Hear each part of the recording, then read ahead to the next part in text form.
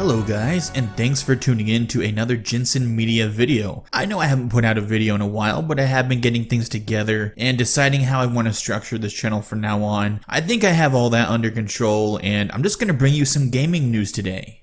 I've got a few pieces to talk about, and I just want to get into it, so let's go ahead and get into the nitty-gritty gaming news. First up, Resident Evil 3 Remake is a thing. Of course, no one really thought otherwise considering how Resident Evil 2 Remake did. There isn't really a whole ton of news about this. There's nothing official out of Capcom's mouth about it, but there is a YouTube channel called Spawnwave, and they have said it will come out in 2020, which is actually pretty soon. Now, I'm not really sure who their sources are because they don't really say. So I'm not really sure how official this is. Really, it's just kind of a rumor more than anything. I'm not sure if this channel has got other things right or what's going on there. They don't really have a ton of subscribers. They have like maybe a little bit under 400,000, which is a lot more than me, but it's not a ton. So I'm not really sure how credible of a source they are, but I'm just reporting the news. So Spawnwave says that it just sort of came across his desk, and it's very interesting if it is coming that soon, but hell, Capcom probably wants to keep printing Resident Evil money and keep that train rolling. I don't blame them. Resident Evil 2 made bank. So Resident Evil 2 definitely made enough money for Resident Evil 3 to be greenlit, and so that's probably what has happened. This is only speculation. Like I said, there's nothing official in the pipeline, but this isn't the only guy that's saying that this is credible. I think Eurogamer is saying the same thing. The channel is also speculating that it's possible it may be announced at the Gaming Awards. I imagine that if the game was going to be released early 2020, that it would have already been announced and we would have seen some sort of previews about it. It just makes sense to me that it would be announced probably at the Gaming Awards, but we will see. It just makes sense that this game would be the next one in the line of games to get the treatment. It comes right after 2, and really, if this is real and it really is coming this soon, I am excited. Resident Evil 3 is hands down my favorite game. It always scared me the most out of all the games, mainly because Nemesis is freaking terrifying. From his appearance of his exposed teeth on his hideous face, to the way that he says stars in that freaky ass voice, everything about him scares the hell out of me. I mean, Mr. X in Resident Evil 2 was pretty scary on his own, but I mean, just look at Nemesis. He looks 1,000 more times terrifying. And when I first played Resident Evil 3, I was probably about 12 years old, and I couldn't play the game in the dark because it was freaking terrifying to me. Always being chased by Nemesis, you never know when he was gonna appear. I mean, I would have nightmares about Nemesis chasing me. And also, I want to point out it was very creepy and scary because sometimes you could hear Nemesis saying stars off in the distance in the background sound, and it just sounded like he was really close. You couldn't see him, and you just didn't know where the hell he was. That was the most terrifying thing to me. I really hope they have that in the remake. And just sometimes how you would hear him burst into the room off screen and you didn't know exactly where he was, but you know he was there. That was just absolutely scary to me. It always felt like he was actively hunting you down, and just imagine what they could do with it now. Back then, it was really just triggered events in the game.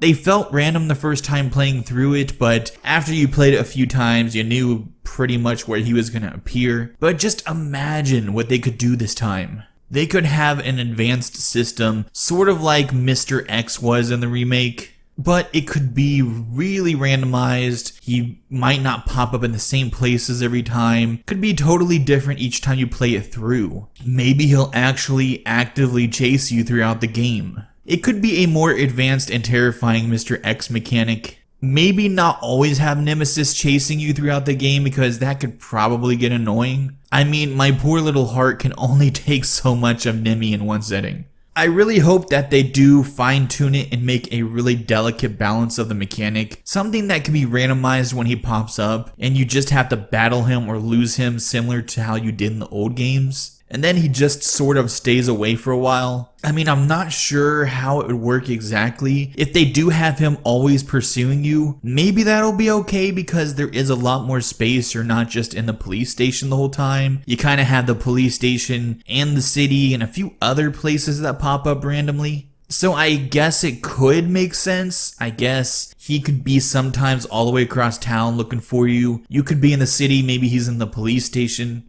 So maybe it won't be as annoying as I think it would be. I really hope they keep his voice saying stars in the background sometimes. You know, just hearing him off in the distance and you don't know where. Maybe it could be a cue that he's close. Maybe you could hear his heavy boots hitting the ground. I mean, that all sounds terrifying to me. I really hope they do that. They could have him just burst through some walls here and there, do a few surprise things out of nowhere where he pops in, which scares the hell out of you. They could mix it up between how Mr. X was in Resident Evil 2 Remake, and maybe something along the lines of Alien Isolation a little bit, and just kind of tweak it a little bit on how it was originally in the original game. I do believe that Capcom can do this right. I mean, they knocked Resident Evil 2 out of the park. It felt like a brand new game that was working loosely on the original material. I have no doubt that Resident Evil 3 will do the same, and I'm sure it will be absolutely high quality. And it will have that vaguely familiar feel to it, but it will also be a brand spanking new game, sort of how the remake was for Resident Evil 2, which I enjoyed thoroughly. I had a blast playing that game. It wasn't exactly the original, but it was something very awesome and very different, and I'm glad they did a remake like that. A lot more people need to take suit on how to do remakes. I think it will end up being quite a fine balance on how they tune everything in the game. I think they'll get Nemesis right, and I'm actually really super excited about this. I can't wait to hear more about it, and I definitely cannot wait to see some previews and maybe a trailer and see things in action. If they do indeed plan on doing a 2020 release date, then we are probably not too far off from seeing previews and maybe a trailer soon. Maybe the Gaming Awards will have that. Let me know what you guys think below, and please let me know what your favorite Resident Evil game is and why you love it so much. So now we're gonna move on. Next up in gaming news is Half-Life. Yes, there is a new game in the Half-Life series coming out. Valve is working on a brand new spanking game based on Alex. So it's going to be kind of like a Half-Life 1.5. It's going to take place between 1 and 2. And yep, you guessed it, you're going to be Alex. The kicker here is it's going to be a VR exclusive game, which kind of honestly disappoints me because I don't have that much experience with VR, and I can't say there's been a game out there that really makes me want to pick up a VR headset. They're all just really expensive to me, and I don't really know if it's something I'm going to invest in anytime soon. But with that being said, it's going to be a full game experience, at least that's what they have said, and it's going to be a length similar to Half-Life 2, so it doesn't sound like Valve is going to be slouching on this. The trailer looked really decent with some humor and nice VR mechanics involved.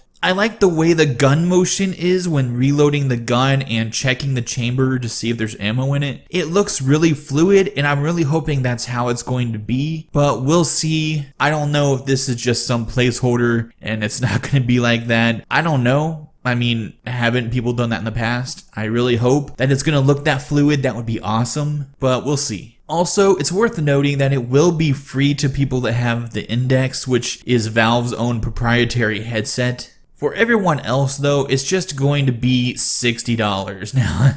That's quite expensive for a VR game. And a majority will not have the Index because the Index is very expensive. It's the most expensive VR headset on the market. So a lot of people, if they want to play this game, are going to be paying the full $60. And that is a lot. I'm not sure, but that sounds like this is the first time a VR game is going to be given a full game price tag like that. I could be wrong, and it will be interesting to see how this develops and if it will indeed be worth the $60 price tag. The trailer did make it look like it was going to be quite a wild ride, and trailers are meant to do that, so time will tell. I must say, I'm not a huge fan of Half-Life. I know I'm probably going to get a ton of hate for that. I wasn't really super into the series. And I wasn't really big into PC gaming besides occasionally playing Doom and Duke Nukem 3D. And Half-Life 2, when it came to consoles, I just wasn't really interested in trying to play it. I played the demo on my PC. I think I got the first Half-Life demo from a magazine, like PC World or something, and I popped it in and I played it. I wasn't really into it, honestly. Maybe it was because the age I was at the time, I just didn't really understand the caliber of Half-Life. It's very possible. I just didn't understand the appeal of it, and I do understand the appeal now. I do get why,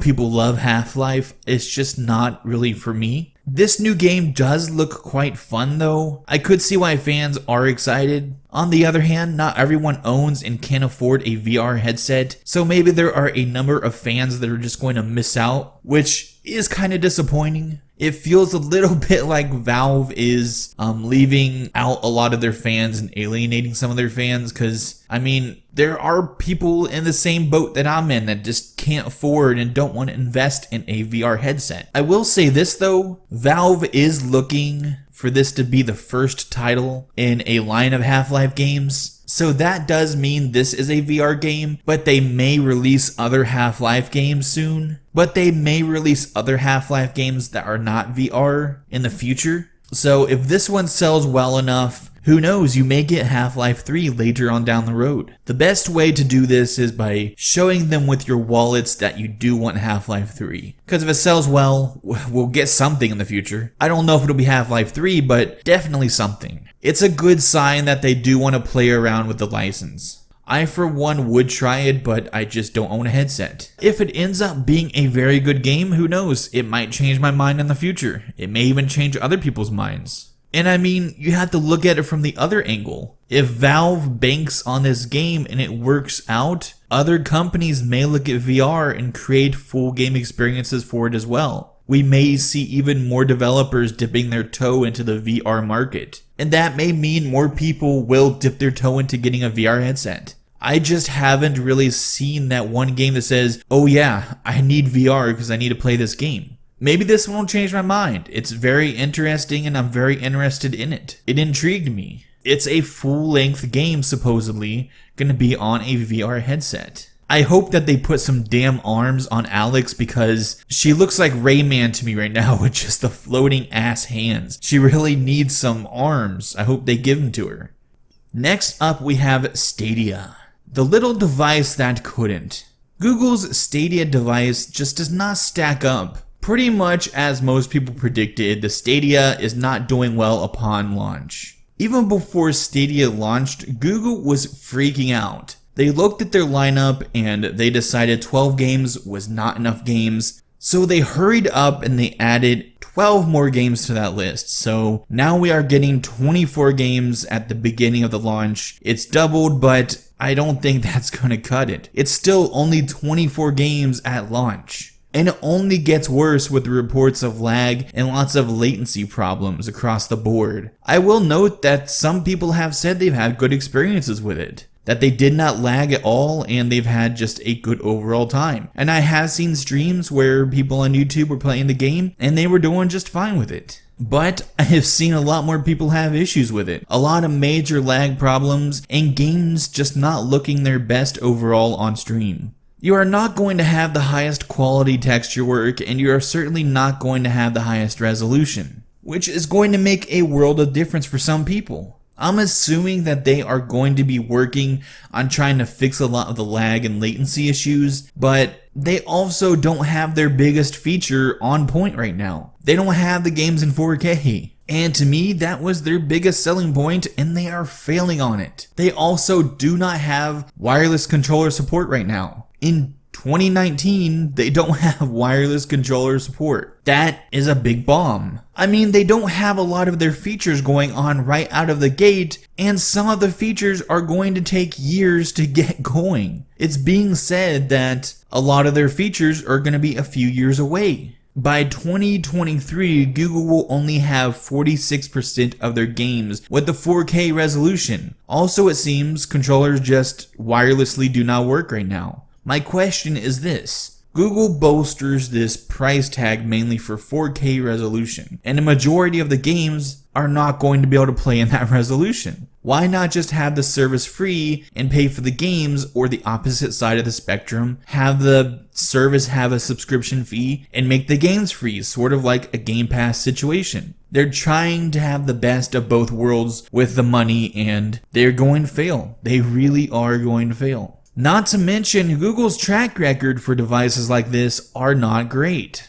There are plenty of projects that they had going that quickly failed and they decided to kill off. Does anyone remember Google Glass? They killed it. There's a whole website dedicated to all projects that they've killed off. Who wants to spend more money on a Stadia if Google is just going to kill it off in a year or two when it doesn't do that well? Then you're going to lose those games that you had and you bought on it, and you're not going to be able to play them again. The service will close and you'll be out of luck. I think Google is going to keep struggling with it and struggle and struggle. I mean, they're already having a very rough start. I don't know if they're going to be able to claw their way up to a good ground here. And since they just tend to kill their products, that's going to leave a lot of people backing away from it automatically. So I don't think things are going to go that well here. I'm really worried about the people that have already pre-ordered and have their Stadias. This feels like a sort of similar situation to the Ouya, which I did give into and I did go out and buy. I spent $100 on buying an Ouya at Target. So yeah, I can definitely feel the sting there. I gave Ouya a try and I was very disappointed. It flopped extremely hard. The controller was an absolute nightmare. The track thing on it did not really work that well. The buttons were cheaply made. The controller just felt really cheaply made. And the game support on it was not that great. There were no big games. It just really flopped hard. I kind of turned mine into a retro gaming console for a while with lots of emulators, but even that didn't really cut it. The controller just sucked and the games just sort of lagged behind a little bit, even with retro games. So it just wasn't really worth it to me, and I'm wondering if Stadia is worth it. It just feels like Google really dropped the ball here. In my opinion, they should have delayed it and really worked on their 4K resolution, and they should have really worked on having a good lineup of games as well. 24 games on launch just sounds devastating to me. They should have built their library of games up, because what they have is just not all that exciting, to be honest. It's just very disappointing, and I can't imagine what some people that backed this are now dealing with. Trust me, I've been there. I backed the Ouya. This leads me to my next and final news for the week. Amazon appears to be going into streaming games as well. It appears the owner of Amazon, Lex Luthor, wants to make his own gaming stream service on Amazon. It's not really clear what kind of model it's going to be or what exactly it's going to do at all, but it's supposed to be something that competes with next-gen consoles. Now obviously, the Stadia hasn't really taken off, and game streaming as a whole isn't really too promising at the moment. But Amazon still wants to put a lot of eggs in this basket and take a chance. I mean, it's Amazon. They can pretty much just keep throwing money at it. It's also going to be a competitor against Stadia and Microsoft Cloud. Now, xCloud is actually doing amazing things right now. It's streaming, and it works surprisingly good. It has me thinking that game streaming can possibly work. I've heard reports that it works flawlessly in all sorts of connection conditions, and the latency is actually pretty good. So far, it seems really interesting. Microsoft is doing a pretty good job, and it looks like Microsoft and Amazon will probably go up against one another. I don't know what PS5 is going to do. I don't know what Sony's going to do with this. Maybe they're also going to work on doing game streaming as well. Don't they have the PS Now thing going on? At some point, I do think that game streaming will become a normal thing alongside streaming services. I just don't think it's there yet. It's going to take some time, and I believe, the internet is going to have to get a little bit better over here, and I think companies are just going to have to, really work on streaming and getting a better understanding for it. I'm sure it can be worked to a perfection, and I do think it's really exciting of trying to play a game immediately when it comes out and not having to load it on your console and just streaming the game with absolutely no issues. I'm sure it's going to take a while for a company to perfect that, but I do believe it's possible. xCloud is getting there. I don't believe the technology is fully there yet, but I think we're going in that direction. I think it will be really interesting what Amazon does, and I'm definitely going to keep my eye on this. I really do want to believe that it can do some amazing things, and I'm sure Amazon is going to be one of the front runners for streaming games at some point. I don't think Google is going to be on the running here. I could be wrong, but I don't know if Stadia is going to make it. It just had a really horrible launch. I hope that they can do something with it and that they can improve it. I don't have a good feeling about it at this point with their track record. Overall, that's the gaming news for this week. There's not a ton of things going on and a lot of things to report on. I just wanted to give my own take on these things. These are my opinions and what I feel. You can take them as a grain of salt, really. I don't really have any insider info or anything like that. I don't really know what's going to happen to Amazon or Google. I'm just simply reporting on the stories and just giving my opinions and throwing them in there. Pretty much doing what every other gaming channel does. I'm going to keep trying to make, weekly news videos of the biggest stories going on. Give my take on them. Just something for you guys to listen to as you're doing stuff or just whatever you want to do. I just want to keep the pulse on this channel going and keep it alive. And I thank you guys for watching so much, and I hope you continue watching the videos. So, thanks for watching, guys. You have a nice rest of your day.